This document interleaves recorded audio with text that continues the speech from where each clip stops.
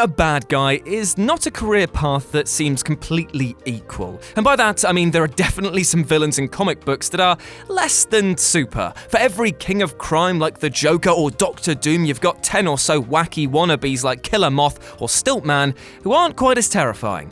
Yet even these ne'er-do-wells can sometimes have their day, as all it takes is for a writer willing enough to take a risk to reshape them from a laughingstock into a truly loathsome lowlife. With this in mind, I'm Jules for WhatCulture.com, and these are 8 times comics made terrible villains great. Number 8. Arcade, Avengers Arena. For years, Arcade seemed like the punchline to a bad joke. This Marvel villain was a professional hitman who tried to assassinate heroes by building amusement park-themed death traps, specifically tailored to each target. As you can tell from that bloody description, they were wildly impractical and probably cost an arm and a leg. However, Arcade would become much deadlier in Avengers Arena by Dennis Hopeless, in which Arcade basically shows that he's watched Battle Royale and makes heroes fight to the death on his private island. But the question is, where's he getting this bloody money from? This murder world finally lived up to its name as numerous characters were killed off, and even Arcade himself became a threat, using a mixture of technology and magic to give himself full control of the island. Just don't drink from the coconuts, kids. Who knows what part of his body that's from? Number 7. The Orb, Original Sin.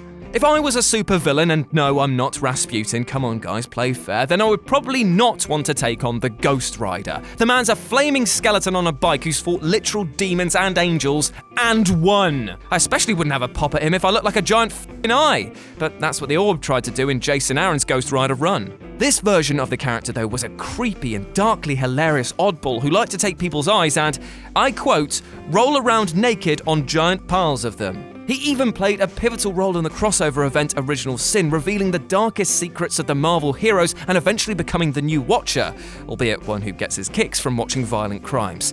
Each to their own, I guess. Number 6. Calendar Man, Batman the Long Halloween.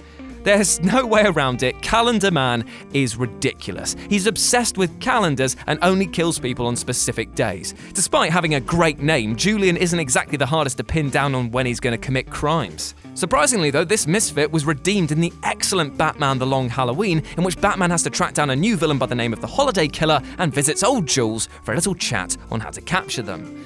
Now here, Day is portrayed as a sinister mastermind akin to Hannibal Lecter. He knows the killer's real identity, but won't share it, leading Batman on a tense game of cat and mouse as he constantly taunts him with clues. This version of the villain was so good that it also made its way into Batman Arkham City as one of the game's best Easter eggs, giving out different dialogue based on the date. Number 5. Dr. Destiny, the Sandman.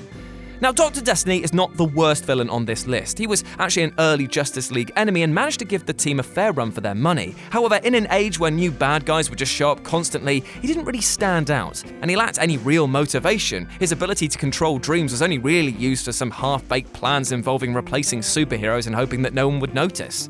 However, that all changed in The Sandman, in which Doc Destiny was revealed to only have his powers at the expense of not being able to ever sleep.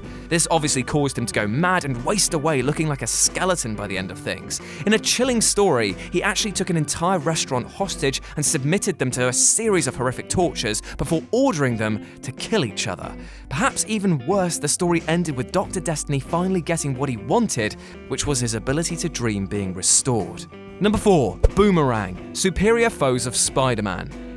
This guy, right? A disgraced baseball pitcher, Fred Myers decided to use his incredible aim to become a second-rate bullseye specializing in an obsolete weapon. What a lad. For years, Boomerang was the definitive D-list villain, a joke character used as a punching bag by half the Marvel Universe, whose biggest accomplishment was standing in the same group shot photos as bigger villains. Unlike most of this list, though, Boomerang didn't become a criminal genius or deadly assassin. Instead, he became the lead character in Nick Spencer's Superior Foes of Spider-Man. This criminally underrated series was a hilarious look at the lives of a group of white-collar criminals as they get involved in the biggest heist of their careers. Boomerang and the rest of his Sinister Six, which I need only remind you only had 5 members, will never be on the same level as the Green Goblin or Doctor Doom, but that's what makes it so incredibly likable. They're underdogs trying to make the best of something in a world that sees them as nothing more than jokes. Number 3. The Scorpion, Marvel Knights Spider-Man. Scorpion should have been one of Spider-Man's biggest foes. With a personal vendetta against both Peter and J. Jonah Jameson, plus powers of superhuman strength and resilience that even Spidey struggled to contend with, it seemed like Matt Gargan was set to reach the same heights as other classic villains of the era, like Electro and Sandman. Unfortunately, though, Scorpion fell foul of every villain's kryptonite, diminishing returns. With each subsequent appearance, he was defeated that little bit easier, and his character devolved further and further until his only defining characteristics was how quickly he could be beaten off, which actually it turns out is your mum's special power. They call her the Tosser. There's my one per list. All this changed in Marvel Knights when Mac replaced Eddie Brock as Venom. This was the shot in the arm that both characters actually needed, as this Venom was absolutely insane and had the charming habit, I might add, of eating its foes alive. Number 2, Catman, Villains United. If there's one thing that Batman absolutely has never needed, it's yet another silly gimmick villain. To make matters worse, Thomas Blake didn't even come up with his own silly gimmick, he just nicked Catwoman's. Regardless, getting on the bad side of Gotham's top hero and one of its top villains as well is never a good idea, and Catman soon found himself, well, caged. Worse still, the character then became a laughingstock, portrayed as a fat, incompetent slob whose heroes were embarrassed to have in their rogues gallery.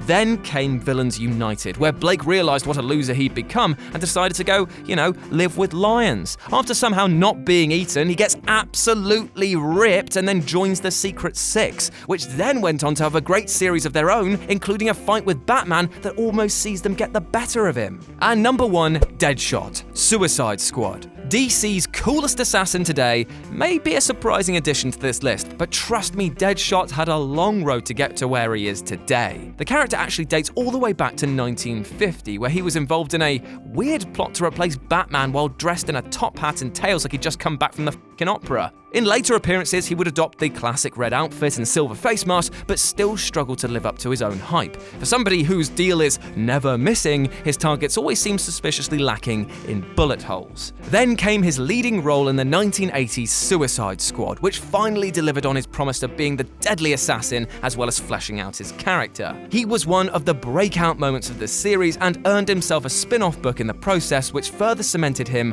as being one big, bad lad. Hi, I'm Marcus Bronzy, new presenter for Trek Culture, What Culture's new home for all things Star Trek related. Now, we've already got a bunch of great content like Adam Cleary's ups and downs for every new episode of Picard, and we'll of course have all of the lists and rankings that you know and love us for. Fancy yourself a Trekkie and want to contribute?